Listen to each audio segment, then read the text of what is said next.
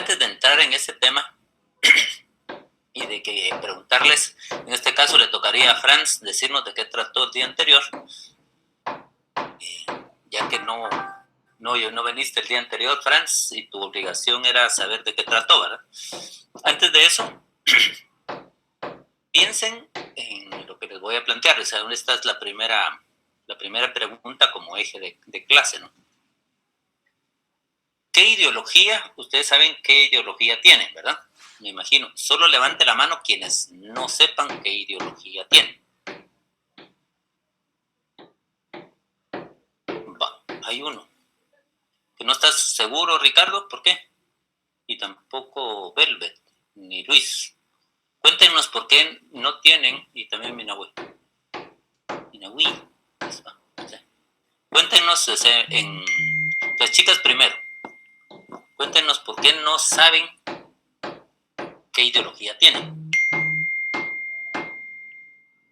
Para el resto, deben de pensar que sí tienen su ideología. La pregunta es, ¿qué condiciones objetivas tienen para tener esa ideología? Y después, ¿cuáles son sus condiciones subjetivas para tener esa ideología? Apúntenlas de una vez. O sea, ¿cuáles son las condiciones objetivas para tener la ideología que tienen? Y cuáles son las condiciones subjetivas para tener la ideología que tienen. Ahora vamos a escuchar a los compañeros que no tienen una ideología definida.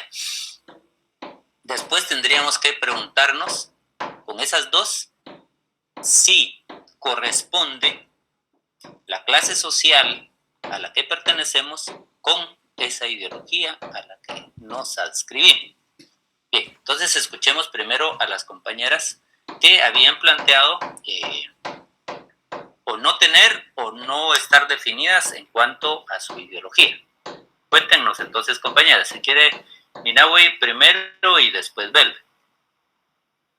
Después tocaría a Luis y después a Ricardo. Pues la verdad no les sabría decir con seguridad porque es que todavía no tengo definido mi ideología. Sería como, así como lo está planteando, esas condiciones objetivas y subjetivas que se deberían de ver a partir de dónde uno está o cómo se considera. Sí, es bien complicado porque a veces estoy entre el bienestar de la sociedad, pero cómo es que la economía sí repercute bastante en el desarrollo de ella, ¿verdad? Entonces sí es muy complicado definir cómo estoy aquí y por qué lo estoy. O sea, todavía no defino el por qué y dónde debería de estar. Ya. Vamos a ver, Velvet. Hola, buenas noches a todos. Comparto un poco también lo que decía Mina, bueno, en mi caso es esto. Muchas veces estoy a favor de ciertas cosas y de otras no, y después al contrario. Entonces también me es un poco difícil poder venir y definir hacia qué ideología me inclino más o hacia qué ideología me voy a enfocar más. También específicamente por las condiciones en las que me encuentro. Un punto puede ser económicas o también sociales por los círculos o con las personas que me relaciono. Uh-huh. Bueno, ahora vamos a oír a Luis y después a Ricardo. ¿Qué tal? Buenas noches. Pues, siendo sincero, el plantearme mi ideología es una de las cosas que pocas veces, por no decir casi nunca, he hecho en mi vida personal. La verdad que eso siempre ha sido algo bastante complejo o difícil de saber ubicarme, pues, porque es a veces bastante complicado, bastante difícil el realizar una autoevaluación y decirme, bueno, yo me considero tal vez una persona humana, por ejemplo, por el lado de que puedo interesarme por el que más lo necesita, pero por otra parte puedo decir que me gusta el libre mercado, por ejemplo. Son cositas que a veces, aunque sé que a veces me gustan o que estoy de acuerdo con ellas, u otras cosas con las que no estoy de acuerdo, pero que no he dicho, bueno, yo soy un hombre de tal perfil que para no llegar y decir yo soy solo de izquierda o soy solo de derecha o soy centro o centro orientado hacia tal lado, nunca lo he hecho, la verdad, y por esas razones que no estoy seguro de cuál sea mi verdadera ideología, la verdad. Ya, gracias. Ricardo. Ya, gracias. Pues siguiendo la línea de mis 4 compañeros, precisamente esa siempre ha sido una de las incógnitas, que yo he tenido a lo largo de la carrera, desde que entré en el área profesional. Siempre tuve debate y me costó comprender por qué izquierda, derecha, y la de centro ni siquiera la termino de entender. Entonces, para mí es bien complicado, como lo menciona Belver, yo me identifico mucho con lo que ella dijo. Por el círculo en el que yo a veces me muevo, es así como que, qué bien. Pero por otra parte es así como que, no, pues hay ciertas cosas que en el sistema no encajan.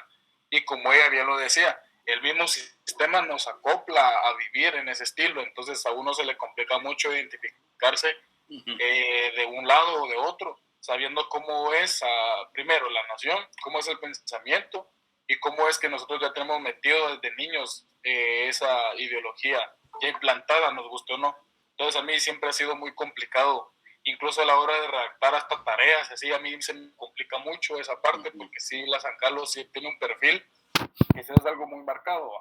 Entonces yo hay cosas que no comparto, incluso con unos cursos yo he tenido debate con los licenciados por ciertos pensamientos que ellos tienen, que a mi parecer, o sea, sí está bien, hay que hablar de ciertas cosas, pues no quiero mencionar algunas, porque hay personas que hasta se molestan y se ofenden por eso. Y acá los compañeros pueden saber bien que hasta buenas alegadas nos hemos dado, pero es así como que hay que respetar las opiniones de los demás. Entonces yo por eso prefiero ni decir que ni de centro, porque tampoco me siento cómodo ahí estando como que sola en observación. Entonces por eso es que a mí me ha sido muy complicado y no le puedo dar una respuesta. Y como dijo mi abuelo, tomando en cuenta todos los aspectos, me faltan más dudas de las que ya estaban. Ya. A los demás tienen un minuto para comentarlo con alguien más de sus compañeros, así chatéense ahí y sincérense. ¿Por qué condiciones objetivas tienen la ideología que tienen? ¿Por qué condiciones subjetivas tiene la ideología que tienen? Y en este caso, si corresponde la clase social con la ideología que tiene. Entonces, un minuto, chatéense ahí, mientras Franz nos recuerda de qué trató la clase que él faltó. Vamos. ¿Quién? Te escucho, Franz, entonces. ¿Quién? Que nos hagas el resumen de la clase anterior. ¿Qué? ¿Sí es cierto? ¿Qué quieres que haga? Yo ya me voy. ¿Estás ahí, Franz? ¿Tomos? Oye, ¿me iba a pasar? Manifiéstate. Ayudarme, hola. No, Porque ¿cuál era tu no puedo estar en responsabilidad? esa clase. Dame alguna idea. No. ¿Tu responsabilidad cuál era? Primero era estar en la clase. Segundo, si no estuviste, por lo menos investigar con más de uno, con 2 compañeros, de qué trató. Y con base a esas 2 como mínimo, ya tendrías vos que establecer un criterio de qué elementos. Porque no se vale uno entrar a una reunión, en este caso, o una conferencia, o parte de tu trabajo, imagínatelo, entrar uno sin saber de qué trataron, en qué están el tema. Entonces, entrar uno así en gallo, o sea, ni es ético para vos, ni obviamente para el resto de compañeros, ¿sí? Entonces, eso va para todos, la responsabilidad se tiene, obviamente, y como estamos diciendo, con el grupo y con uno mismo. Y por ende, también viene con lo macro, que es el país, ¿sí? Entonces, no se vale uno, no, ya sea llegar en gallo como que no hubo nada antes, ¿verdad? Porque obviamente esto, aparte de que implica la formación como profesionales en las que están, ¿verdad? ¿Sí? Entonces, mientras tanto, entonces, si no, y eso es que a vos te di color, porque faltaron otros más, pero ahorita no los podemos ubicar, porque tampoco está Reyes, tampoco, ¿eh? Que A veces tiene otra clase y no se vale, pues, o sea, está diciendo, cuando alguien dice, me cuenta, fíjese que tenía otra actividad y demás, entonces lo que significa, u otra clase, significa es, preferí la otra clase a la suya, ¿sí? Entonces no se vale eso. Entonces, para los que ya terminaron de echarse la platicada, vamos a ver, y antes de que nos cuenten, quienes nos quieren compartir sobre su ideología, condiciones objetivas y condiciones subjetivas, así como su correspondencia o coherencia entre la clase social en la que pertenecen y la clase de identificación con la que están. En este caso, antes de darle la palabra en ese tema, solo para ponernos en contexto, ¿qué vamos a entender por ideología? Así de manual, así como la vieran ustedes en diccionario, ¿no? Primero defínenla ustedes, ¿va? Si alguien quiere googlearlo, googleelo, pero traten de resolverlo. Ustedes imagínense que están en una entrevista, un medio les está diciendo, un grupo de estudiantes los está entrevistando, etcétera. Ustedes son los expertos y a estas alturas tienen que tener un buen concepto también de ideología, ¿no? Y por lo menos si alguien dice, ya no existen las ideologías, que superar las ideologías solo por un discurso que alguien dice, ya no existen las ideologías, esa ya es una ideología, ¿sí? O sea que hay una contradicción performativa a la hora de que alguien quiera definir algo cuando lo está negando simultáneamente, pues entonces no es viable porque lo está afirmando en este caso, que es un planteamiento ideológico creer que ya no existen las ideologías, ¿sí? ¿Vamos claros al menos en esta idea? De que ya es una ideología. Orlando. Antes de que Orlando, me digas, espérate, antes de que me digas tu ideología, Orlando. solo estoy planteando la primera idea. O sea, creer que ya no existen las ideologías ya es una ideología. Okay, ¿Estamos de acuerdo en esta? ¿Quién no? Levánteme la mano, ¿quién no está de acuerdo en lo que acabamos de decir? Va. Entonces, a sabiendas de que ya es una ideología. Ahora, decime el concepto antes que me digas cuál es tu ideología, Franz. ¿Cuál es el concepto teórico, o sea, el marco teórico del que tendríamos que estar hablando en este momento? ¿Sí? ¿Qué es? ¿Qué es ideología? Lo más técnico posible y lo más de APA que pueda. ¿Sí? Te escucho. Ya. Pues para mí la ideología es el conjunto de creencias que tenemos sobre nuestra vida, nuestro contexto, más que todo la cosmovisión que tenemos sobre el mundo, sobre lo que sucede. Párala ahí, o sea, te voy a contestar con lo que acabas de decir, o sea, estás definiendo cosmovisión, ¿verdad? ¿Sí? No ideología. Uh-huh. Entonces, ¿qué sería ideología? Entonces, porque si no, sería un sinónimo. Ideología es igual a cosmovisión. Las ideas que tenemos sobre la vida. A mí no me gusta eso ubicarme que, por ejemplo, yo soy de cierta clase social. Todavía no, eso no. Primero estamos en la parte teórica, eminentemente teórica. Después viene la particularización de cada uno, ¿sí? Entonces, ¿alguien más? ¿El concepto? Solo concepto, después vamos a volver ya con las interpretaciones ya de ustedes. Yo tal vez... ¿Perdón? ¿Quién dijo? Samantha.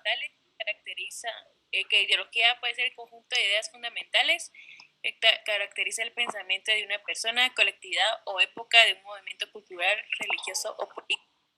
Uh-huh. Vamos a ver, ¿quién más nos levantó la mano? José. ¿Estás de acuerdo con lo que dijo Samantha? Tal vez agregaría tipo de ideas o sistema de creencias más relacionado a lo que decía Van Dyck. Uh-huh. ¿Cuál de todo lo que ha dicho Van Dyck? Bueno, más que todo él refería a este sistema de ideas como que son un sistema de ideas que implica otras cosas, que implican a prácticas, que implican a estructuras, y esto ya puede ser religión, partido, etcétera. Ujú. Y esto necesita un componente cognoscitivo, es decir, es un sistema de noción. Pues a esto es lo que se refería como sistema de creencias. Es lo más, creo que general que podría decir. Ya, uno más y entramos. ¿Quién más? Pregunté. ¿Concepto? Usando los anteriores y criticando, planteando. O sea, esta, como les digo, ustedes tienen que tener una de memoria. ¿Sí? Pero bien, etimológicamente, eition, causa, ahí viene el fugado. Lisandro Reyes aparece. ¿Qué pasó, Vic? ¿Cómo vas? Ahí, hombre, que estábamos recordando, a ver que solo en un minuto, nos vamos a recordar de qué trató la clase que faltaste. La primera clase. No, la de la que acabas de faltar, sí, la última. La anterior no falté. Sí. Entonces, ¿de qué trató la clase anterior? Pues me recuerdo que hablamos de varios puntos filosóficos y temas en general de la política, perspectivas, más que todo perspectivas filosóficas. Bueno, pero vamos a ver cómo es tan amplio lo que estás diciendo. Pero sí, o sea, sí es demasiado. Danos tu concepto ahorita de ideología, con eso te entramos así en tema de una vez. Ah, ok. Concepto teórico. Teórico. Ideología sería el conjunto de ideas, pensamientos y creencias que condicionan la perspectiva de ver la realidad de una persona. Va. Bien, o sea, si vemos etimológicamente, hay estudio de las ideas, o sea, el logos, filosóficamente, cuando hablamos de filosofía, el logos, como les mencionaba yo en las primeras clases en filosofía, en el tercer semestre, recordamos que la filosofía, al menos cuando usamos logos o logos, esta terminación es logía, significa estudio de o ciencia de, el otro es logos como razón y logos en este caso como verbo, como verdad, como palabra, ¿sí? Entonces, en ese sentido, logía nos remitiría entonces a el estudio científico, la ciencia que estudia las ideas. Pero cuando de Tus de Tracy, que es quien lo acuña primero, viene planteando que son principalmente de naturaleza política, ¿sí? Entonces ahí ya separamos lo que entraría como una cosmovisión, que sería una parte de entenderse uno en el cosmos, que sería también una forma de cultura, una forma de identidad. Entonces a esas ya las estamos separando porque estamos pensando de naturaleza política, ¿sí? Entonces, cuando le damos ese componente de naturaleza política, lo pudiéramos definir que son las formas de pensar, de sentir y actuar que un grupo establece sobre sus miembros, ¿sí? Esa sería una ideología coherente al grupo. Pero hay una ideología dominante cuando se pasa de ese grupo a universalizarse hacia otros grupos. Quiere decir que hay un grupo de una ideología dominante que subalterniza, los vuelve subalternos, los domina a esas otras formas de ideologías. Podamos entender que hay una ideología, a la vez que hay una dominante, hay otras que están hasta cierta forma no presentes, o que al menos no se están manifestando o están en la lucha por manifestarse. Quiere decir que estas ideologías subalternas u oprimidas están luchando permanentemente también por hacerse ideológica, ¿sí? Dominante. El problema no es la ideología per se, sino el problema es la ideologización de las otras, ¿sí? Quiere decir que las formas de pensar, de sentir y de actuar que un grupo tenga, ¿sí?, de naturaleza política, por supuesto, sobre sus miembros, hay una cultura que es coherente a su grupo. Pero como dijimos, si se la impone a otros grupos, se vuelve como una ideología dominante sobre las otras. ¿Vamos bien ahí? Y entonces decía, el problema no es per se esa ideología, sino imponérsela a otros. Entonces, esas formas de, cuando también,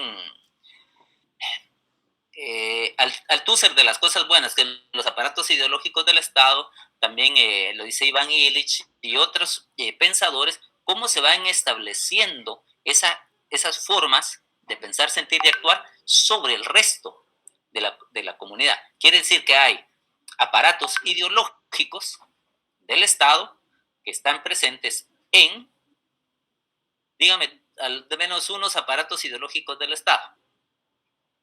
Rápidamente. Una mano levanten y me nos dicen. Vamos a ver, José y después Andrés. Dale.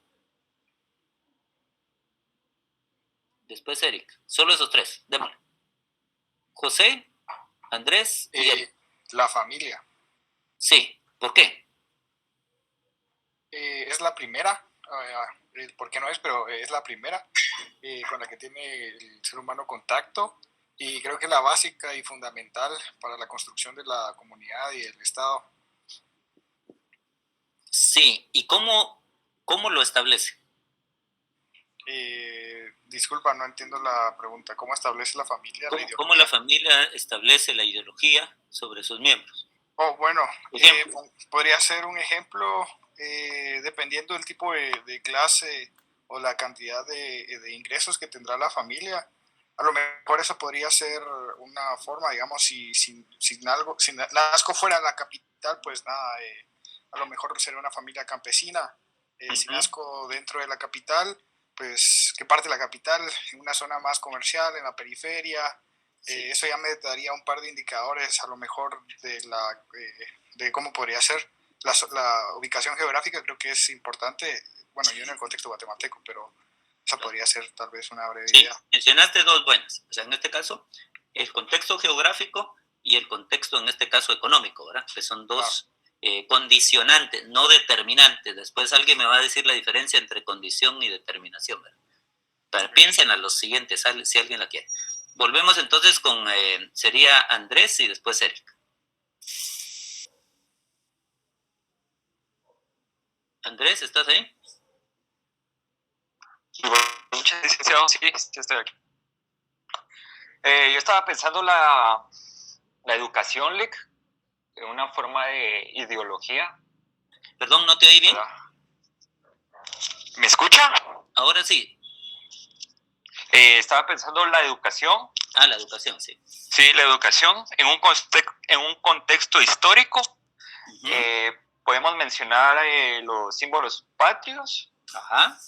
Digamos, como ellos los proyectan, o no, mejor dicho, los enseñan hacia los alumnos, digamos, en una educación pública a un nivel primario. Sí. Entonces, ¿cómo hacen la historia? Por ejemplo, tengo la de Tecumán, la que se me viene ahorita, ¿verdad? ¿Cómo lo proyectan ellos como un luchador por la patria, ¿verdad?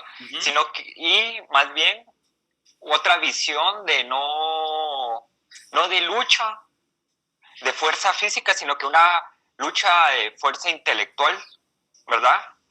Como uno lo puede ver. Ahí te estás yendo a lo que diría el discurso manifiesto, pero no es latente. El discurso manifiesto te lo plantean como héroe de resistencia, pero realmente lo que te están planteando, si lo miran todos abajo de lo que dice el discurso manifiesto, es que mula, dicen, ¿cómo va a ser que Tecumán que mula? ¿Por qué mata al caballo y no mata a Pedro de Alvarado? ¿Sí? Ya entendí esa parte, sí. ¿O no? Sí. Bueno, también tendría esta forma del quetzal. Lo miro así también, de cuando se va a acostar al pecho de Tecumán y de ahí nace su pecho rojo, ¿verdad? De esa forma de hacerlo ideal a la niñez. ¿Y cómo se proyecta eso? Entonces esa es una forma de, una ideología romántica de los símbolos patrios. Ahí me quedaría. Va, pero pensarla un poquito más ahí, porque realmente vean ustedes que ahí ve un perico con cola larga que se mancha el pecho cuando llega a tocar la sangre del otro. Es un mito simbólico, interesante, ¿no? Que toca suelo y que también ahí cae, y etc. Pero es más fuerte el que estábamos mencionando, ¿no? Cómo están diciendo que el indígena es torpe y es tonto, porque obviamente está matando al caballo en vez de matar al español, ¿no? Entonces, ahí, cuando no se entiende la idea del nahualismo, no se va a entender que la relación que puede tener simbólica un sujeto con un animal nahual, que puede ser su energía o su manifestación energética.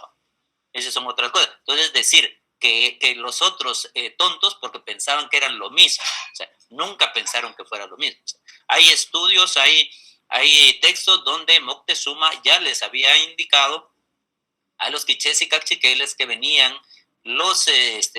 españoles, venían con caballos, que como ustedes saben, los caballos existieron en la antigüedad en América, pero se fueron extinguiendo, pero que al final de cuentas, volviendo, hasta incluso habían tipos de camellos por lo que se había encontrado, pero a la idea de que no eran lo mismo. O sea, eso ya se sabía, ellos ya sabían. Incluso recordarán que hay una anécdota donde los cachiqueles, cuando vienen los españoles y les llevan unas mujeres, cómanselas. Si los cuates se quedan así sacados de onda, ¿por qué va? Entonces, quiere decir que ustedes no son dioses, ¿va? Entonces, ahora sí entendemos, hablémonos de tú a tú, ¿va? Entonces, ahí les rompen el discurso de querer manipularlos o querer engañarlos, creyéndose los otros como dioses, ¿verdad? Eric, ¿ibas a decir algo? Entonces, ya vimos dos aparatos ideológicos. Uno era la escuela y el otro, habíamos dicho, la familia, ¿verdad? Dale, Eric. Sí, tal vez se agregaría la cultura. La cultura. Althusser, si no mal recuerdo, divide la cultura de la religión, pero yo creo que la religión tiene bastante cultural también. Entonces, sí, pero ¿en qué medida la cultura puede ser un medio de ideologización? Puede ser, como podríamos decir, cuando uno introyecta o se mete dentro de uno la cultura, o sea, se enculturizarse, en este caso se socializa en la familia igual ciertos valores, ciertas formas de pensar, ciertas formas de sentir, y las mete como propias, ¿sí? Entonces, solo termina Eric y después vamos a José. ¿Cómo dirías entonces? Pues yo diría que digamos, la cultura engloba muchísimas cuestiones, ¿no? Y podría ser por medio de la escuela o también por lo religioso, pero sí, digamos, toda la cuestión artística y todo el arte que consumimos por medio de los medios de comunicación, y eso tal vez sería la instrumentalización, el arte que consumimos por medio de los medios de comunicación. Pero ahí no estamos planteando como un aparato ideológico. Normalmente no se ve la cultura, salvo cuando es una cultura alienada, una transcultura, o en este caso, una cultura dominante que no es la propia, ¿sí? En ese sentido, sí pudiéramos decir que es un aparato ideológico, pero ese principalmente se transmite por otro medio, que sí entra como aparato ideológico, que son los medios de comunicación, que más que medios de comunicación son medios de información. Máximo, ustedes ya lo están viendo cuando estamos hablando de la comunicación política, ¿no? ¿Sí? Entonces, ahí se manifiesta obviamente la ideología dominante de algunos. Por eso es que algunas visiones desde el marxismo decían, es una falsa conciencia. Aparato cultural que dicta qué son las ideologías sanas, el ejército como aparato ideológico, sí. El ejército y en sí todas las fuerzas de seguridad también son un aparato ideológico, que juegan a dos bandas, uno como una ideología de terror, de dominio, etcétera, pero también cumplen en otro momento en el sentido de hacerse fuerza y por ende ejecutar ese mismo relaciones de poder y por ende se hacen objetivas. Entonces, la ideología es eminentemente subjetiva, ¿sí? Es una construcción que no la ves, pero realmente está presente.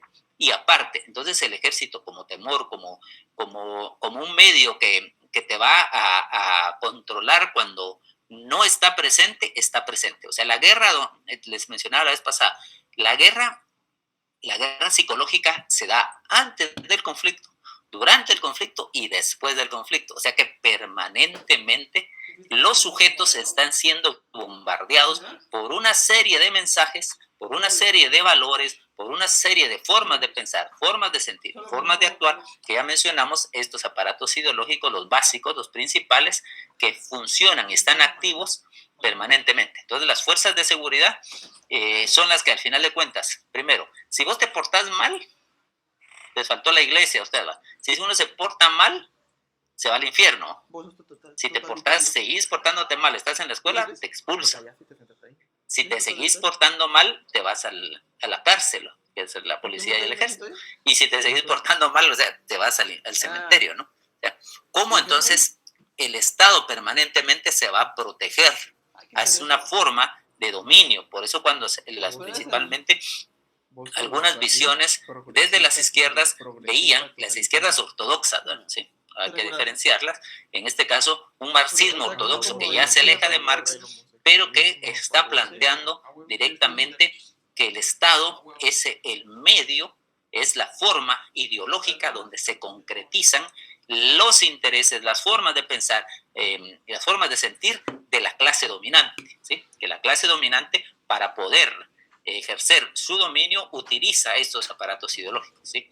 Tanto como la ideología en la religión, que te está amenazando de que te vas a ir al infierno, de que si te portas mal, si quieres cambiar el sistema, te va a ir mal. Si en la televisión, vean ustedes, hay un texto bellísimo, si alguien lo quiere buscar también, Materland escribe en el tiempo de Allende, él hace un libro, Cómo leer el Pato Donald, y entonces este cuate demuestra cómo la ideología está presente en las caricaturas y las caricaturas van a producir que la gente esté pensando de determinada manera, ¿sí? José, ¿ya habías dicho o ibas a hablar? Hoy no te di la palabra. Yo tal vez solo iba a agregar lo que decía, bueno, referente a lo que decía Eric acerca de la cultura. Pongamos, yo lo podría ubicar tal vez en el contexto guatemalteco, esta idea acerca de la cultura, todo aquellos símbolos patrios hilados a la independencia, o bueno, supuesta independencia, al bicentenario y demás. Y pues nada, que esto, bueno, si uno se mete en asume esa cultura y demás, pues también estarías asumiendo ciertos valores como la revolución liberal, o bueno, la supuesta revolución liberal y demás símbolos de nuestra Guate. Pero recuérdate que pero esas para poderse activar necesitan dos formas. ¿Cuáles serían? Imagino que sería por medio de las instituciones, ¿no? Bueno, es que las instituciones son otra cosa, pero diríamos, básicamente, aquí estaríamos volviendo a lo que estábamos hablando de estos aparatos. O sea, para que pueda funcionar, unos medios de comunicación o de masificación te van a estar bombardeando permanentemente con esos símbolos patrios, con esas formas de portarte bien, pero también con el sueño americano, ¿sí? Con el sueño americano en el sentido de que ustedes deben de tener una casa con un jardín afuera, una casa donde quepa un carro del año, una casa bonita, etcétera, con esos grandes jardines, que es el sueño americano, entre otras, ¿sí? Y que ustedes van a estar consumiendo el nivel de vida del sueño americano. O sea, han sido conquistados en la subjetividad, hemos sido, pues, porque eso es parte del bombardeo permanente, ¿va? O sea, por eso es que Hollywood, etcétera, está controlado, está planificado para hacer eso, ¿no? Que siempre gane Rambo, que siempre sea el héroe, un tipo violento, o sea, esos medios influyen. Por eso también yo les mencionaba, tal vez alguien recordará en clase que en algunos momentos yo les dije, piensen cuál es el modelo de hombre o de mujer más bello, ¿sí? Y más bella. Y entonces ahí está aplicándose también la ideología dominante, porque esos modelos de los que ustedes están pensando, hombres y mujeres, no son el promedio de latinoamericanos, ¿verdad? O sea, no son esas medidas, esos tamaños, no son el común de nosotros. Entonces hemos aprendido a no vernos, a no querernos, a no valorarnos, sino que a ver siempre al norte. O sea, estar pensando en el norte, ya está la ideología dominante en función, está activa, ¿sí? Y de igual manera, la historia oficial, como vos decías, la historia oficial se trata, cuando el Estado la está dando, como que fuera esa la única verdad. Entonces, el Estado está activando esa misma ideología. Pero también, si ustedes piensan que el rico es rico, en este caso, porque ha trabajado, ¿sí? Y el que es pobre es porque es un haragán, ¿sí? Entonces, cuando nos dice el pobre es pobre porque quiere, ahí está funcionando un aparato ideológico y que hasta cierta forma está activo y está presente, o sea, en los dichos de la gente. ¿Cómo puedes explicar que alguien nunca, toda su vida, que ha ido a cortar caña, desde las 3 de la mañana que se levanta y que empieza a cortar cuando empieza la luz de las 5 de la mañana y termina a las 5 o 6 de la tarde cortando todo el día caña, no podemos decir que es haragán y nunca va a pasar de sope a gavilán, como se dice normalmente? Entonces, no es pobre porque quiere, ¿sí?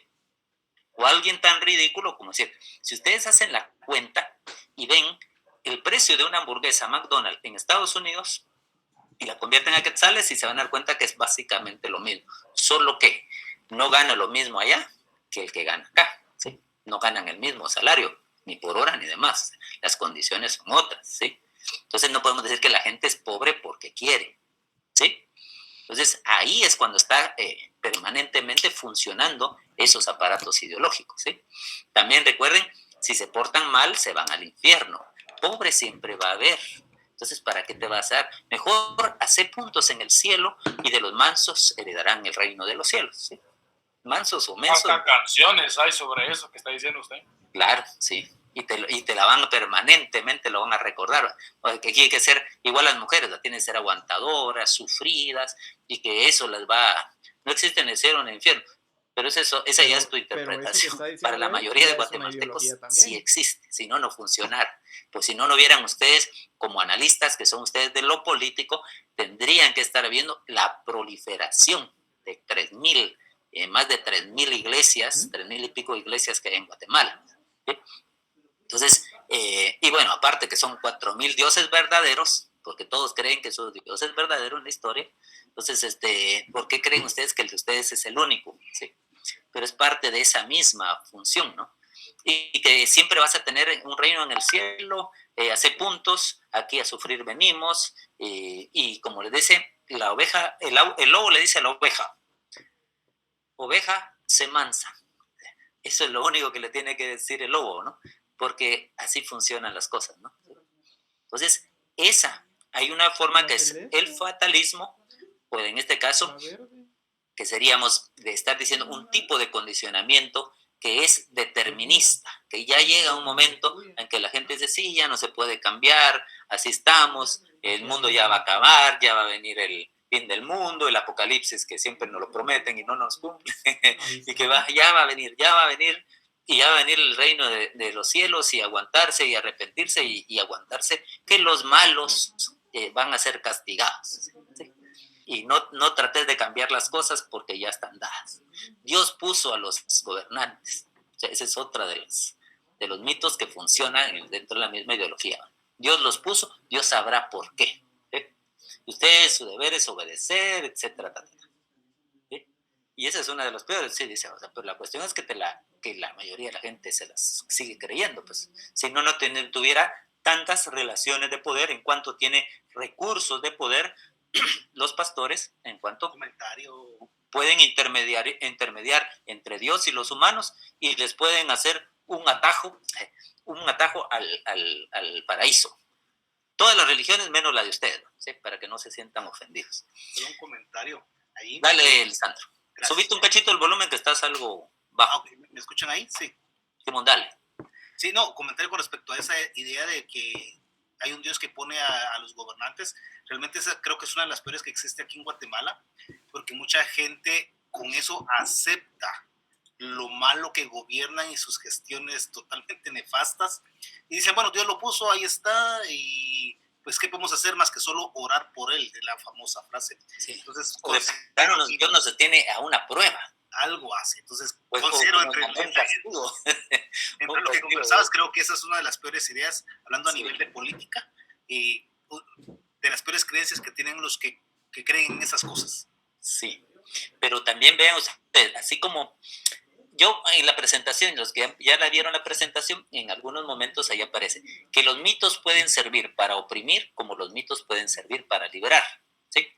Entonces, la naturaleza del mito es que es un discurso o es una forma racional con base simbólica.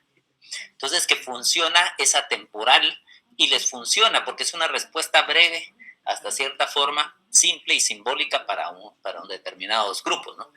Pero, decíamos, también la misma religión, o sea, te da las posibilidades. Ahorita antes de darle la mano, ¿quién fue que Andrés creo que abrió, mandó y cerró? Que en la iglesia, Franz había levantado la mano, ahorita te la damos, Franz, que la misma iglesia te está planteando. ¿Cómo podría ser en el relato de que Ben Yosef a Jesús le dice la figura o la tentación del demonio, o la imagen o en el momento que se quiera decir, en este Jesús histórico que fue tentado y decir, yo pudiera ser, o sea, yo te puedo dar, le dijo en el relato, en la mayoría de estos, ¿no? Yo te puedo dar todos los reinos de la tierra, si tú me adoras, yo te doy todos los reinos de la tierra. Quiere decir que a quién le pertenecía, ¿no? Entonces, esa pregunta se la tendrían que hacer ustedes a algún pastor o a alguna gente que cree todavía en ese discurso. Entonces, si no se los pudiera ofrecer si no fueran de él.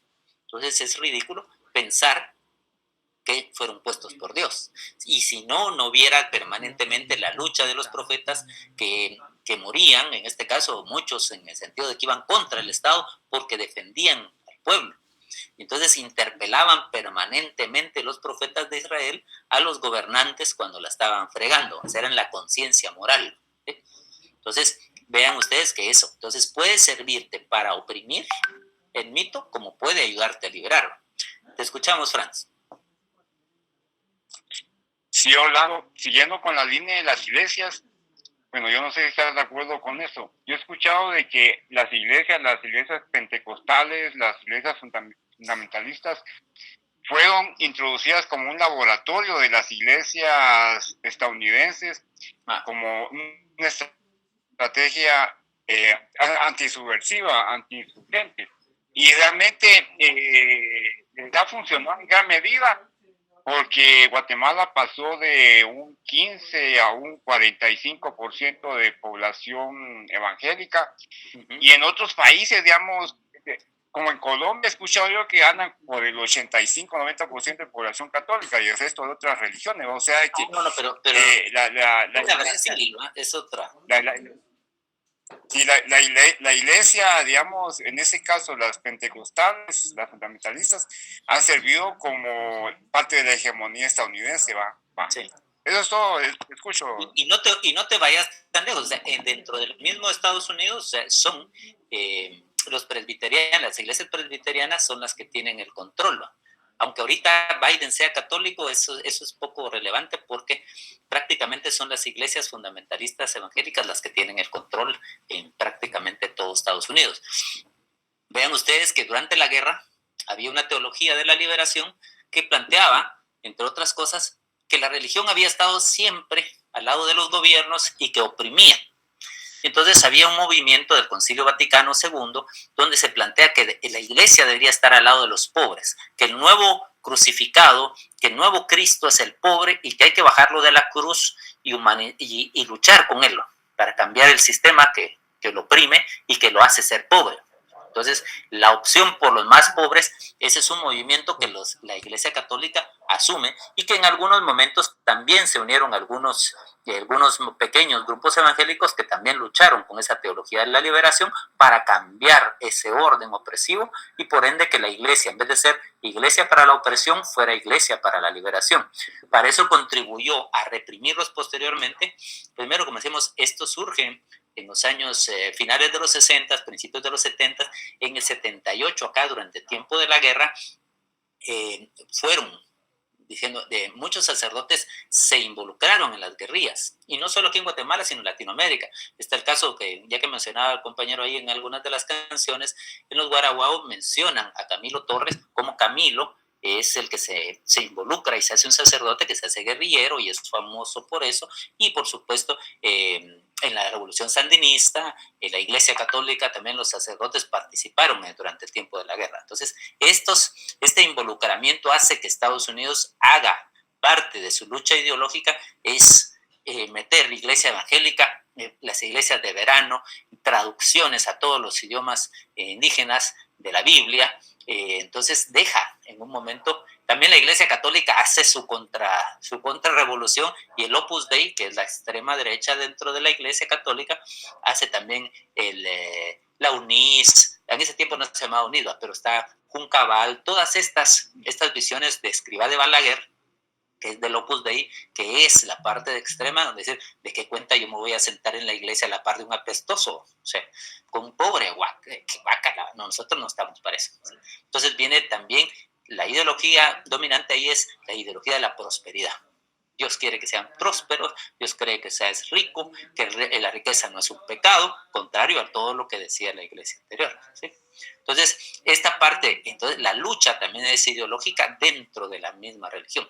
Entonces, ese es otro elemento que un buen analista político tiene que ver por dónde va. Y en Brasil, no digamos, pues, los movimientos evangélicos son muy fuertes y ellos son los que han logrado que ganara Bolsonaro. ¿Sí? Entonces, todos se ponen a defender con una Biblia, lo más hipócrita, porque realmente un verdadero cristiano no puede tratar a su hermano como lo tratan él, no se puede trabajar como prójimo. O sea, no puedes poner a tu prójimo teniendo un salario de hambre que no llene la canasta básica, ¿sí? O sea, ahí es una hipocresía, no puedes ser cristiano y hacer eso. Entonces, ahí hay un montón de contradicciones. Entonces, un buen analista vería esas contradicciones, y si ustedes quieren ser también de una política de la liberación, también tendrían que pronunciarse en algún momento contra esas formas ideológicas con las que funciona el Estado. Entonces, yo les decía que es el tema donde teníamos que haber entrado un poquito antes, es entonces la ideología a la que ustedes se adscriben, ¿sí? Alguien nos quiere compartir qué elementos objetivos, qué elementos subjetivos tienen ustedes con esa ideología, con esas formas de pensar, sentir y actuar que establecen el grupo al que ustedes pertenecen, en teoría, con ustedes. Y si ustedes, con respecto a su clase social, también son coherentes con esa misma ideología. Unas 3 personas que nos compartan, por favor. Mejor si son las que no han hablado todavía, ¿verdad? ¿Escuchamos? Me confundí.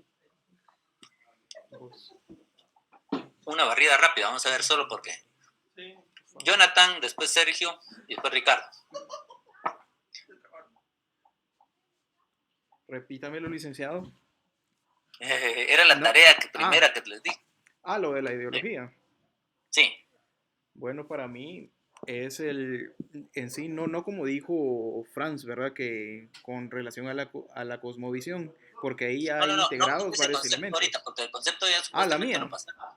Ahora sí es la tuya. Pues yo estaba platicando con Minor, con Sergio y con Ricardo acerca de la ideología de ellos, y pues sí hicimos el diagrama de Nolan, y en mi caso yo siento que respondí a conciencia, ¿verdad? Algunas de esas interrogantes, pero yo me considero que soy socialista de derecha, social de derecha, dándole a valores, permítame, aquí lo tengo.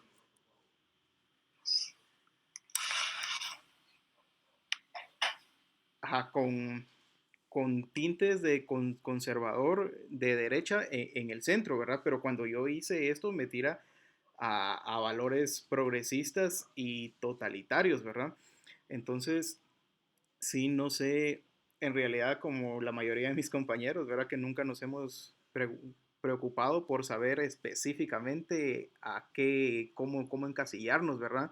Creo que todavía tenemos muchos factores muy dispersos, y creo que esta plática nos pone mucho en qué pensar, investigar más acerca de lo que en verdad creemos, ¿verdad? Porque muchas veces decimos que creemos algo, pero cabal, como usted dice, ¿verdad? Nos desenvolvemos con ideología que le da camino a pensar que es otra, ¿verdad? No como nos autodefinimos como una, pero en realidad quizá nos conocen como otra, ¿verdad? Pero yo sí me definiría mucho por el lado conservador, no por los extremos, ¿verdad? Y derecha no por los extremos, pero cuando me pongo a ver, ya según el diagrama, me voy más por la izquierda, ¿verdad? Entonces sí nos serviría mucho como que encasillarnos, y ahí sí concretamente y científicamente, como lo que de verdad nos tendríamos que definir, por lo que actuamos y no por lo que creemos de pensar o pensamos que somos, ¿verdad? Sí, lamentablemente hay una amplia diversidad, pero hay elementos en común para, podemos decir, dependiendo el test o dependiendo ustedes también pudieran hacer su propio test, ¿verdad? Pero dependiendo la orientación del que haga ese test, van a dar algunas, pero sí hay coherencia. Yo les voy a pasar un test de ideologías políticas y vamos a ver, ustedes lo deben de llenar y después lo platicamos. Vamos a ver ahora, sería Sergio, contanos. Hola, buenas noches. Sí, yo estuve trabajando con Jonathan Cis y cabal hicimos el test de ideología política de Nolan. Curioso porque ese ya lo he hecho con anterioridad, así por hobby, como para ver pues en qué ideología me encajo, porque creo que hace tiempo me pasaba mucho lo que expresaban muchos compañeros, ¿verdad? Que uno no lograba como que encajarse o venir y decir a qué ideología pertenece a uno. Entonces, por eso este test me gusta, porque le hace preguntas a uno bien puntuales, con una serie de opciones de respuestas que obviamente contrastan de las posibles respuestas, ¿verdad? Entonces creo que sí le permite a uno como definir a qué ideología está encasillado uno. Ahora, anteriormente me había marcado como que era bastante progresista y hasta un poquito liberal, ¿verdad? Pero ahorita que lo hice de nuevo, no sé si tal vez porque lo hice un poquito corriendo, aunque sí cambié las respuestas de algunas que contestaba con anterioridad, y ahorita me parece que estoy como centro progresista. Y por ejemplo, como este test lo hace en base a ideologías de partidos políticos en España, ¿verdad? Entonces, creo que la respuesta ahorita siempre se mantuvo similar a que está como muy similar al PSOE o a Ciudadanos, entre esos dos. Entonces, como le digo, creo que sí se mantiene muy similar a los test que he hecho con anterioridad, pero sí fluctúa un poquito en como alejarme un poquito de lo progresista y me moví un poquito más al centro. Y bueno, ese es como el resultado. Ya. Sí, o sea, obviamente ahí hay todavía no estaba tan fuerte Podemos, entonces ahí hay una pequeñas discrepancias, pero haciendo los dos, el otro que les estoy poniendo también, ahí les puse los dos en Facebook, para los que no lo han hecho, y postéenlo de una vez, ¿verdad? O sea, yo los he hecho en otras clases, yo recuerdo que a vos también ya te lo habíamos pedido, ¿verdad? En otro curso, pero pero sí, bueno, es importante esa parte, ¿va? Conocer uno al menos. Y la pregunta sería, ¿corresponde tu clase social? O sea, ustedes tienen obviamente me imagino que también han hecho, ¿qué es el concepto de clase social? Pues, o sea, y por ende, ¿yo estoy con mi clase social o no estoy con mi clase social? ¿Sí? ¿Alguien nos quiere compartir? Ah, no, todavía nos faltaba Ricardo. Y después entramos a esa siguiente pregunta. Sí, aquí estoy. Bueno, yo de hecho ya hace tiempo atrás había hecho un test, no recuerdo de qué institución o organización era, pero sí tuve ahorita, como decía Jonathan y Sergio, similitud con la respuesta al final en el resultado en ideología progresista. Ahorita solo me varió en el término social o liberal, sería como social progresista o liberal progresista. Pues esto es básicamente, si lo vemos desde algo objetivo que parte de mi realidad como yo lo veo y como yo lo percibo, pues básicamente pues es el sistema de familia, cómo fueron inculcados los valores y pues también cuál es ahorita mi clase social, que en términos generales pues es como decir que un asalariado, digamos, un empleado asalariado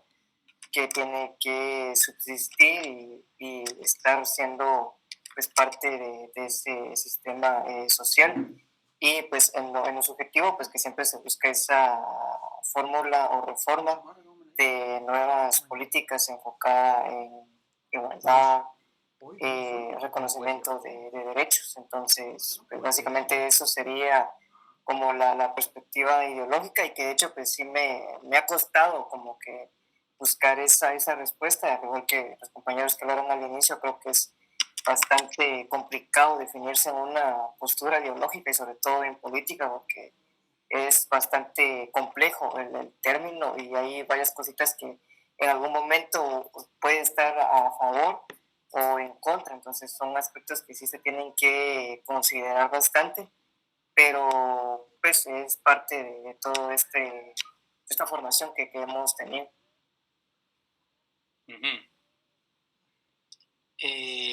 Bueno, ¿alguien más entonces estábamos?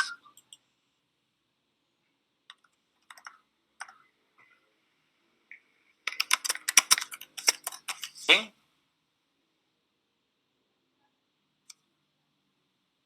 No, Naiden. Entonces era ¿qué era clase social? ¿Quién nos dice? ¿Cómo la entendieron? ¿Cómo la han visto en otras clases? O sea, si la han interpretado para otros, para otro tiempo, y si la han leído, obviamente, ¿cómo sería el ejemplo propio, ¿no? A ver, Vinicio, que casi no te oigo. Mi ideología. Yo me considero socialdemócrata. Sí, pero aparte de tu ideología, bueno, está bien tu ideología. Sigamos si tu ideología es socialdemócrata, ¿cuáles son las condiciones objetivas que hacen que sea socialdemócrata? Creo en una economía mixta, que el Estado tiene que intervenir para regular el mercado.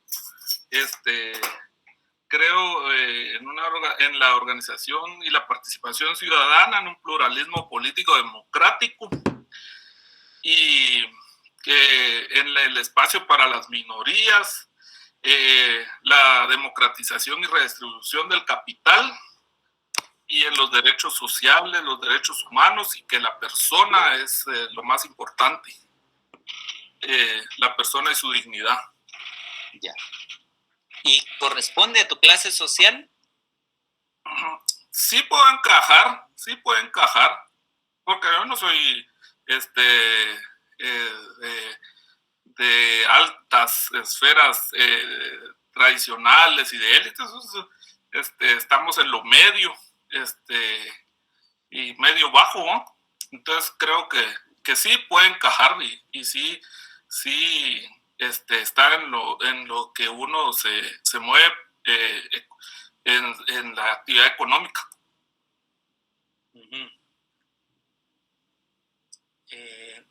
Solo vamos a hacer una pequeña. Hay algunos que no pueden entrar a ver el formulario. ¿Tienen Gmail todos? Dígame alguien si lo puede llenar. No se puede. Me dice que necesito permiso. Vamos a ver.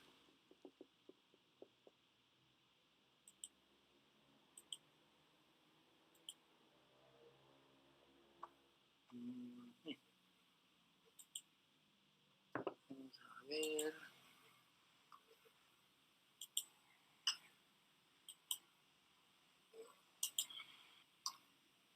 ¿Hay alguno que pueda y me cuenta?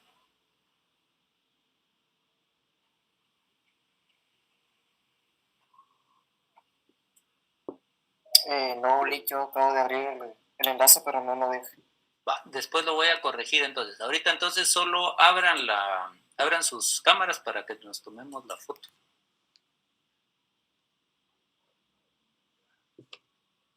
Abran las cámaras.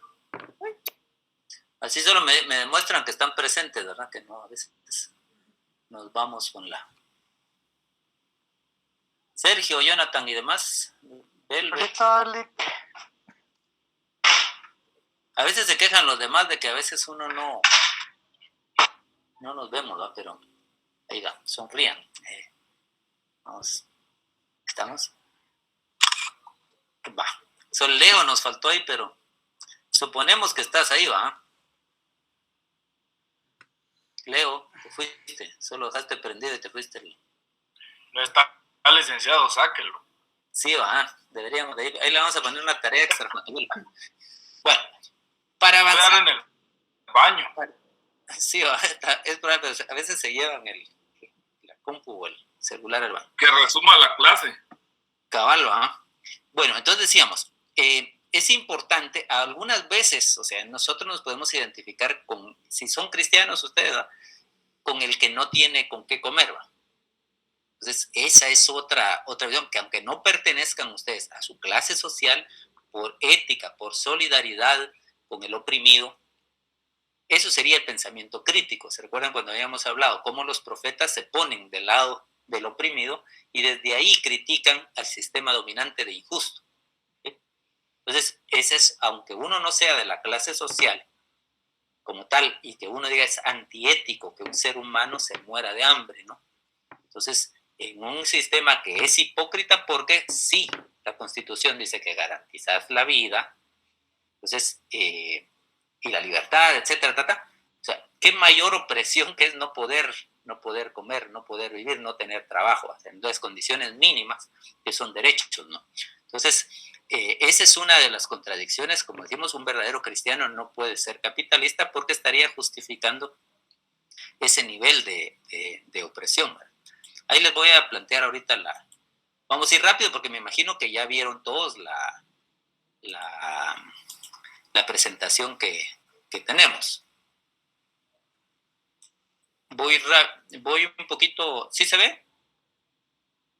Sí se ve. Va, órale.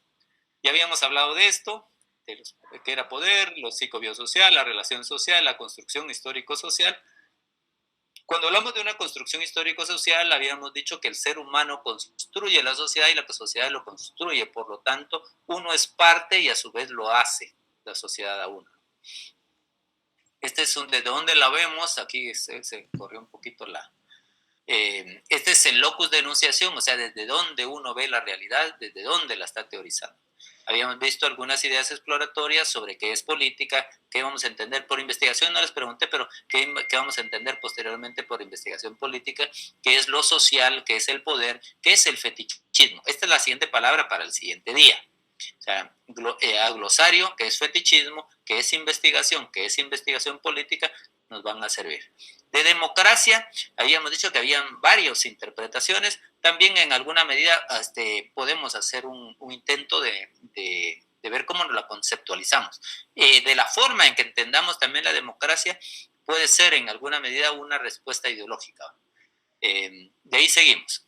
Habíamos hablado que la política, eso está en el ensayo, en este caso como ciencia, como teoría, como politicología, que tendría que ser vista como ciencia y como un proyecto de producción y reproducción de las condiciones posibles de la vida en comunidad. Algunos autores dicen la orientación de las voluntades, etcétera, que son ejercicios del poder dentro de la política. Habíamos hablado de la diferencia entre lo político y en este caso como práctica, las políticas como productos concretos, concreciones de los intereses dominantes. Eso es, cuando hablemos de una política pública, al final de cuentas tendríamos que decir, o una política en términos generales, que como sabemos las hacen cualquiera de los organismos del Estado, y por supuesto el cuarto poder, que no es los medios de comunicación, sino el cuarto en este caso, que son las municipalidades. Recuerdan ustedes que los tres poderes pueden hacer políticas públicas y también las pueden hacer las municipalidades.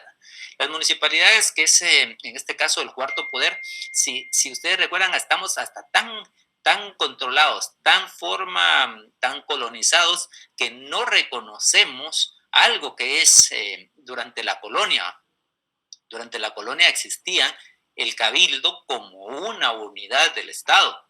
Y en este caso no se reconoce, y a la hora de la independencia se quiere copiar un modelo europeo, en este caso de los tres poderes, y no les reconocen el cuarto poder, que sería la municipalidad, que a su vez tiene en pequeño los tres poderes juntos. O sea, Hay en este caso, el Consejo Municipal que fungiría con el alcalde y los síndicos como el ejecutivo. Hay un juez municipal, que es asuntos municipales, y en este caso también hay un legislativo que, como dijimos, era el que lo hacía.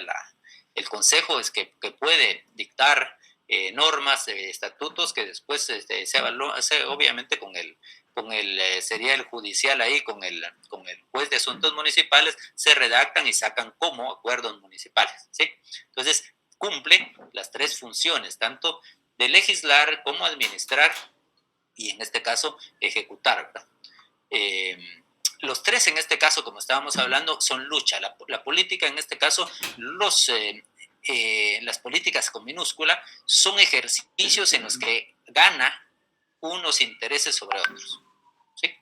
Al final de cuentas, la política pública es aparte de lo que hace o no hace el Estado, significa realmente que es quien ganó.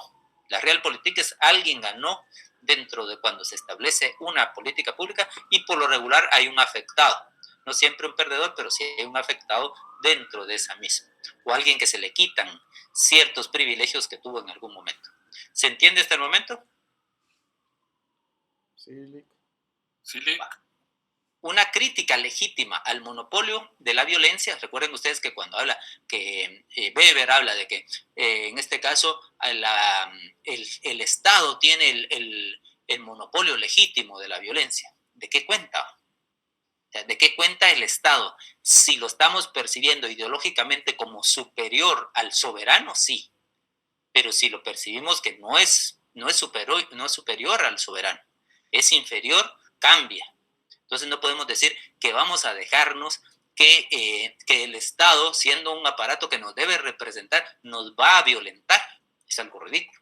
Es un poder opresivo. Entonces es un Estado opresivo. Y ese obviamente no es, al menos dentro de una nueva política o una política de la liberación que vamos a seguir repitiendo como loros, esto que Weber obviamente lo plantea para un Estado, en este caso gendarme, un Estado que es violento, represivo, etcétera. Entonces, obviamente hay gente que se identifica con eso, así el Estado tiene que reprimir a todos. Entonces, eso no es el planteamiento como tal de una política de la liberación, ¿verdad? Por eso es que el aporte que hace Latinoamérica, principalmente Bolivia, después obviamente también Ecuador, en las constituciones, y por supuesto Venezuela, donde dicen que el Estado, y también lo dicen obviamente los zapatistas, que no es mandar mandando como hacen ustedes decían los zapatistas, sino es un poder, nosotros ejercemos un poder obediencial. Quiere decir que nosotros obedecemos al soberano, en este caso, que es la comunidad. Entonces vean ustedes qué diferencia. Lo repite también ese poder obediencial Evo Morales, y primero, antes de cuando le tocó, de ir primero al Palacio de Gobierno, él va a pedirle a los abuelos que como tal, que le reconozcan como tal, pues que él va a ser el primer servidor. Esa es la diferencia. Eso le sirve a Dussel para teorizar desde ahí una nueva política que no estaba presente. Aquí se corrigen a todas las políticas eurocéntricas, a todos los pensadores anteriores que siguen pensando de esta manera, ¿sí? Entonces vean ustedes la importancia que tiene. Ya habíamos hablado de las tres formas, en este caso, que son formas de interpretar que son en alguna medida están presentes en muchos aspectos. El pensar, el sentir y el actuar. Ya habíamos visto cómo está presente en otras tradiciones, en este caso me refiero a otras culturas que ya existía esta forma de dialéctica, que al final de cuentas la dialéctica, que también sería otra de las palabras para glosario, para el próximo día, que ustedes pudieran investigar. Normalmente el Taijitu, que es este ideograma, plantea un yin-yang, ¿verdad? El yin-yang, en este caso, si ustedes alcanzan a ver, está compuesto, este no es está variado, pero se ve más chilero en la bandera de Corea del Sur. Hay menos, pero además de eso, deja de pensar en blanco y negro, sino que se ven en colores, que ya es diferente a solo pensar dicotómicamente. Pero para los chinos, la idea del Kung Fu, que venía ligado a esto, no es una línea recta, un palo, o sea, no es una no es dos cosas opuestas, sino que aquí es una en movimiento. O sea, ¿qué quiere decir? Que hay una unidad, que hay lucha entre ellas, que es movimiento, pero que además hay componentes de uno dentro del otro. Quiere decir que si ustedes ven el blanco, tiene algo del negro, y en el negro hay algo del blanco. Esta forma de entender la vida de esa forma es como dijéramos, no hay exactamente a veces un punto fijo para decir, dentro de ustedes hay vida y muerte, ¿cierto? Unas células están naciendo, otras están muriendo. Quiere decir que está la vida y muerte en una permanente movimiento, están en una unidad, están en una complementariedad. Algunas veces, y al final de cuentas, nos va a ganar la muerte, ¿va? Pero esa es una parte. Dentro de ustedes también hay elementos que son muy revolucionarios y hay momentos que son también muy reaccionarios. Quiere decir que dentro de ustedes habita el cambio y también lo estático, ¿sí? Entonces esos dos momentos también de la vida. Entonces si ustedes ven, ya tiene un poquito más de sentido. Aparte para los chinos está el frío y el calor, la luz y la sombra, el día y la noche, como habíamos mencionado, la vida y muerte, el bien y el mal. O sea, nadie es completamente bueno ni completamente malo. Nosotros estamos en esas mismas líneas, ¿no? ¿Vamos bien ahí? No los escucho. Sí, vamos. Como decía Bob Esponja, no los escucho. Pero sí. Querría decir también esta parte, que entendamos que que a veces no hay puntos medios tan fácilmente establecidos. Entonces, aunque el justo medio buscaba Aristóteles, también los equilibrios son importantes, aunque sabemos que no todo el tiempo se van a dar esos equilibrios, ¿sí? ¿Dudas, comentarios hasta el momento? Sigo. Ninguno. Va. Seguimos. Paramos. No. Entonces, entender esta parte le sirvió al comunismo chino hasta la fecha. Ustedes ven que tienen un comunismo propio. O sea, que si ustedes ven el Partido Comunista, que es el que dirige, decidió hacer una forma de producción capitalista con distribución socialista. Quiere decir que dejaron que algunos empresarios millonarios, con control del Estado también, porque no se pueden ir muy lejos, las políticas ellos no pueden hacer completamente irse a la libre, siempre hay un miembro del Estado dentro de las mismas empresas, pero la alta distribución en lo social. Entonces es un comunismo, entre comillas, con producción capitalista. O sea, es una producción capitalista de Estado con distribución socialista. Entonces ellos planifican, no solo planifican como aquí a veces a 3, 4 años, o a veces no se planifican en Guatemala, o sea, no tener planes en alguna parte es parte también de esa misma política pública, no tener políticas públicas o sea, no tenemos un enfoque de las relaciones internacionales de Guatemala, no tiene una política pública que oriente, sino que es al son que les toque en determinado momento. No hay una política pública del agua tampoco, porque no les interesa legislar esa. O sea, no tener la política del agua es parte de su política, ¿sí? Lo que decíamos en Dyer. Entonces, eso de lo presente y lo ausente también es un elemento para analizar dialécticamente un fenómeno. Pero volviendo, entonces decíamos, la China hizo su propio proceso. Eso es lo que ellos están planificando para 100, para 1000 años. O sea, esta es una cuestión de largo aliento, que llevan bastante tiempo planificándola como tal, su modelo. Yo no voy a defender a la China porque explotan también o sea, no explotan a otros países porque nunca hicieron colonias, pero a veces a sus mismos ciudadanos sí, pero también existe el mismo sacrificio que tienen los ciudadanos por su país. Y ahora sí están cosechando la alta distribución que tienen el Estado, pero obviamente están destruyendo también el medio ambiente. Entonces la destrucción del medio ambiente, igual que los Estados Unidos, lo están haciendo. Entonces el planeta ya no va a soportar que estos 1.400 millones de personas que viven en China, más los 1.100 que viven en la India, más los que viven de los otros países emergentes, quieran tener el mismo nivel de desperdicio que tienen los europeos o que tienen los estadounidenses, el planeta no aguanta, ¿sí? Si queremos, ustedes se recordarán, eso lo han oído varias veces, si se quisiera que el nivel de gasto y desperdicio y de consumo de recursos, de energía, de plástico, de contaminación, de desperdicio que tienen los europeos, y que todos en este caso estos miles de millones de chinos y de la India y de Sudáfrica y de Brasil y demás quieran alcanzar, se necesitarían 3 planetas Tierra. Y si quisieran utilizar el modelo de Estados Unidos, necesitaríamos 5 planetas Tierra. Y eso que nosotros no llegamos a eso, porque obviamente somos pequeños grupos que todavía en capas medias que podemos tener 3 tiempos de comida en este país, pero el resto no lo tiene, ¿sí? Pero imagínense estos países que están creciendo a esa velocidad, el planeta sencillamente ya está a punto de no retorno. A pesar que, como estamos diciendo, esa alta distribución de la riqueza la están repasándosela también a sus conciudadanos.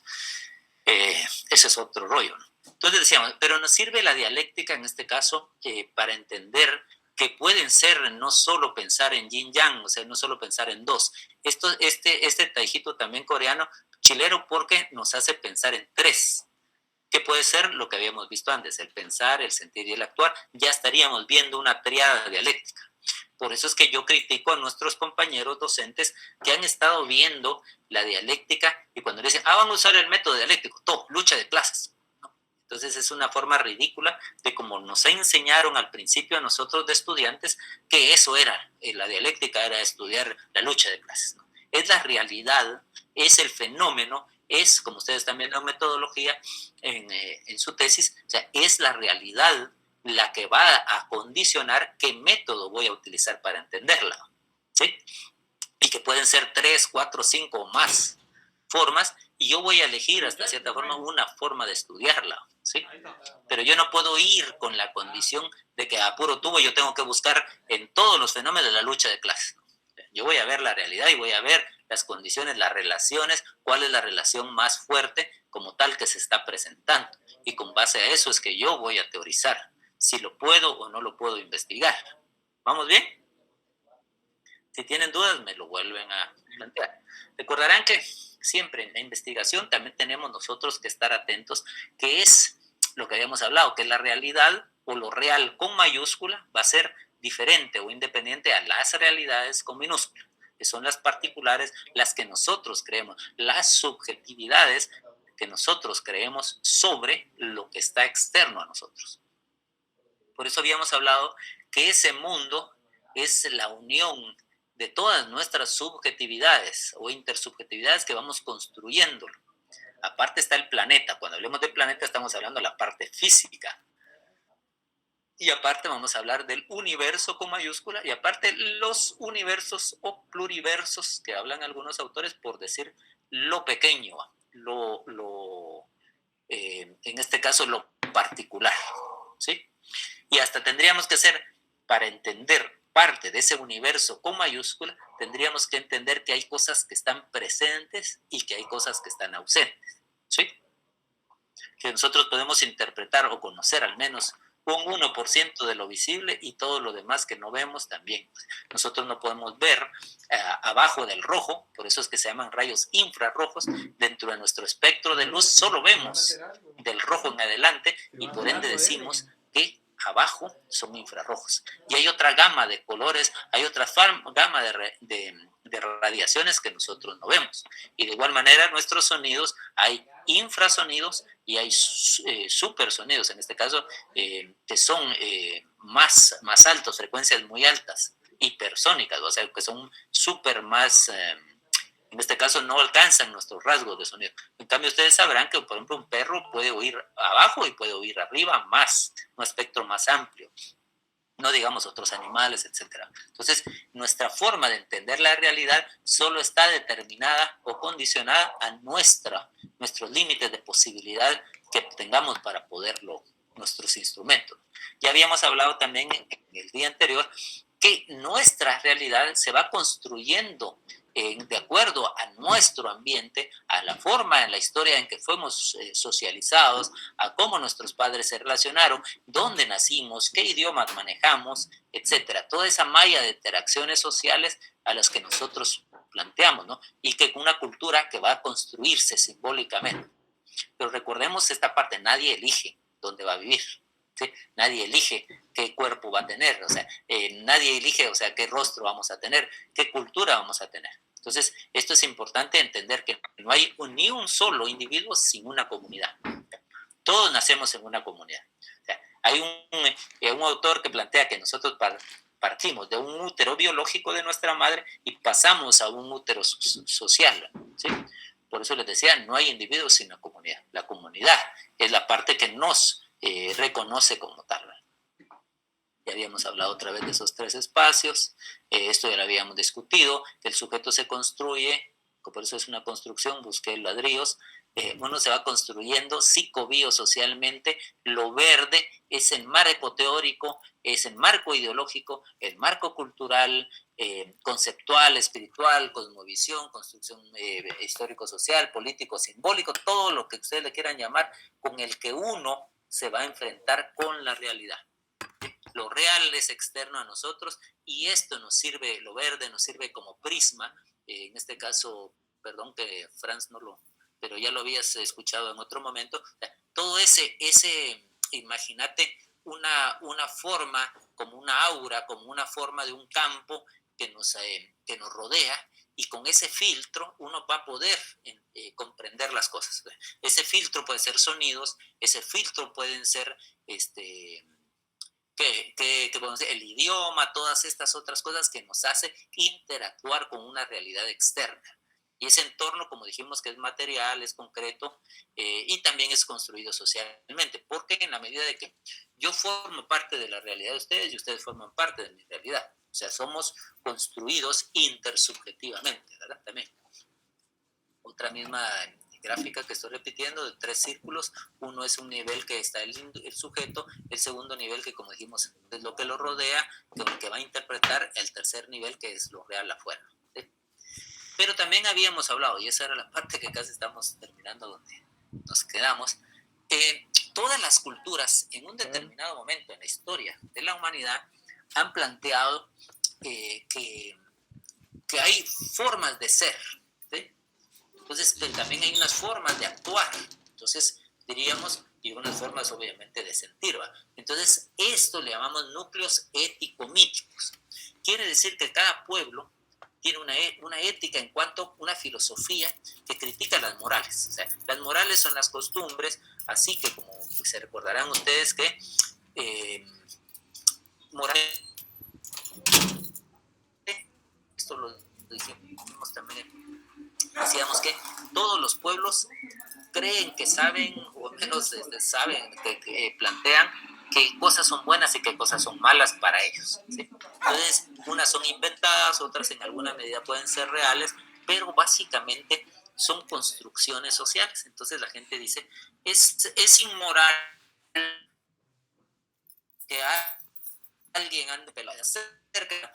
La ética diría, es relevante, o sea, filosóficamente haría una crítica a esa moral y diría, bueno, sí, hay pueblos los cuales es común que pueda haber playas nudistas, hay gente que pueda pensar en las primaveras en los países nórdicos principalmente, sale desnuda y está feliz con eso y nadie le dice nada, ¿sí? Entonces quiere decir que las morales son constitutivas a un tiempo y un espacio, son relativas, no son permanentes. Entonces la ética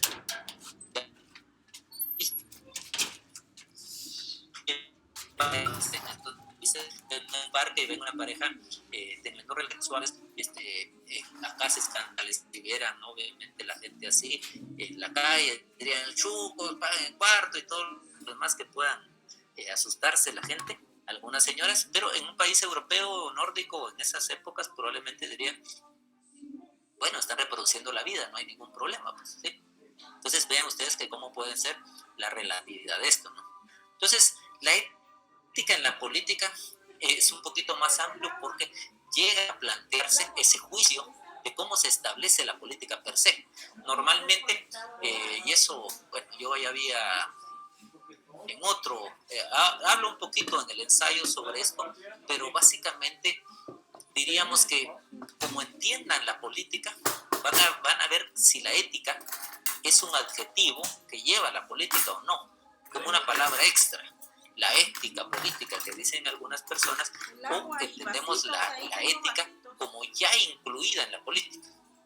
Si ya incluimos la ética en la política, ahí van a ver ustedes la diferencia de interpretar teóricamente la política como una ética ya per se incluida, o vamos a pensar que la política tiene que ser ética, por eso como que fueran dos cosas separadas y que a veces hay que unirlas, ¿sí? Entonces ahí ya hay una ideología de cómo vamos a entender la política de esa manera, ¿verdad? Entonces diríamos, así la ética en la política son las estrategias o principios normativos del quehacer de la política y lo político, por lo que no hay una disolución entre ambas. Así.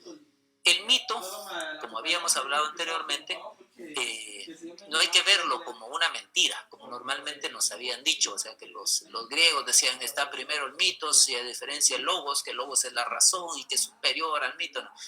Los sueños despiertos de la humanidad, diría Freud, lo repite en este caso Paul Ricoeur, que dice los sueños despiertos de la humanidad, pero también diríamos que los mitos en este caso serían esos corresponden a esos residuos deformados de fantasías operativas de las naciones, también pueden ser individual y colectivo. Los sueños seculares, o sea, los sueños ya supuestamente más racionales de la humanidad, según Freud. También lo diría, como diría Ernst Bloch, un relato basado en símbolos. O sea que es un relato racional, solo que es con base simbólica. Casi pudiéramos aplicar que es lo mismo cuando Galileo Galilei, antes de que lo quería quemar en el juicio, y él dice, lo que pasa es que Dios escribe a dos manos. Una escribió matemáticamente, que es la parte bíblica, es la parte científica, y aparte escribió con otra mano, que es una forma simbólica. ¿Sí? Entonces también tendríamos que entender también en ese sentido la Biblia, no de una forma literal como la mayoría de personas lo hacen. Y con esta última termino. Este es para que si alguien está interesado, está en la red, puede buscarlo. Es un libro un poco extenso, pero está chilero. Martin Bernal, que habla de Atenas Negra, cómo Atenas fue construida, fue una aldea egipcia, otro tiempo fue persa, en este caso Babilonia, que tuvo tiempo control también, y los persas, como mencionábamos, que estuvieron bajo el control, pero básicamente la mayoría de sus mitos, la mayoría de sus formas vienen de Egipto. Por eso es que Sócrates, Platón y Solón mencionan que nuestra filosofía viene de Egipto. O sea, esa parte y de la parte black, ¿verdad? Entonces ahí demuestra Martin Bernal que la palabra demos también significa aldea dentro del egipcio. Entonces es parte de las mentiras que nos han planteado, ¿verdad? Pero los griegos sí fueron así una democracia elitista y demás. Entonces, ustedes ahorita cuando vean el concepto lo van a replantear, y aquí con esta nos quedaríamos, que sería el próximo día, y al dudatario, si no dice. Todavía no se fueron todos. ¿Todo bien, Lick? ¿Todo bien? ¿Todo bien? Bueno, el parcial va a venir estas dos lecturas, algo de lo que clase y estas dos lecturas. El programa ya está desde el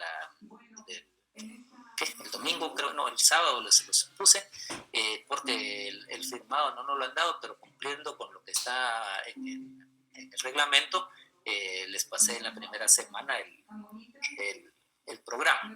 Lo vamos a ver el próximo día también, algunos lineamientos de eso, y les voy a subir el documento que vamos a estar utilizando. Las dos lecturas es el documento completo, ¿no? Sí, el documento más esta presentación y obviamente lo que vamos comentando para hacer una pequeña evaluación del parcial. Ok. Bueno, pues podéis ir en paz, no pequéis más. Nos vemos. Buenas noches, mis compañeros. Órale. Buenas noches, Dick.